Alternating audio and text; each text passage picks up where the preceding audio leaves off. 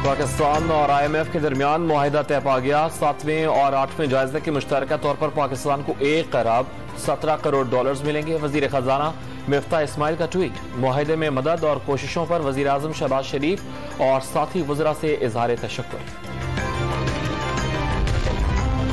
पाकिस्तान को IMF programme के लिए बजट 2023 जल्द नाफिज करना होगा। गर्दिशी कर्जे कम करने के लिए पावर सेक्टर में सालाना और सहमाही बुनियादों पर टैरिफ एडजस्टमेंट्स की जाएगी। करप्शन के खात्मे के लिए इंसदादे करप्शन के इदारों को मजबूत किया जाएगा।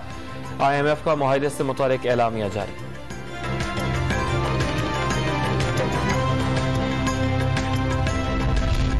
IMF से मुआहिदे के रुपए पर भी असरात। कारोबार के आगाज पर डॉलर की कदर में 1 रुपए 60 पैसे की कमी। इंटरबैंक मार्केट में 209 रुपए 10 पैसे का हो गया।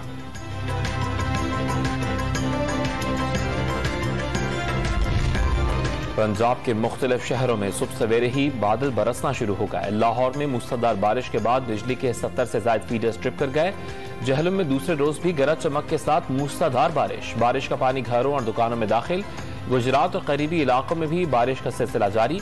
टांक में सैलाबी रेलों से 2 गांव मुतासिर। कई मकानात को नुकसान, 2 अफराद जान बहक।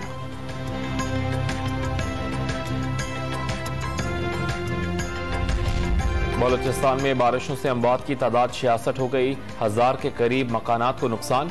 बारिशों से क्वेटा, जोब, पशीन, कोहलो, केच, लोरालई और किला सैफुल्ला ज्यादा मुतासिर। और मुल्क भर में कोरोना वायरस से मजीद 2 अफराद इंतकाल कर गए। 24 घंटे के दौरान 17,397 अफराद के टेस्ट। 390 अफराद में कोरोना की तस्दीक। मुस्बत केसेस की शरह 2.24% रिकॉर्ड। अस्पतालों में दाखिल कोरोना के 175 मरीजों की हालत तशवीशनाक।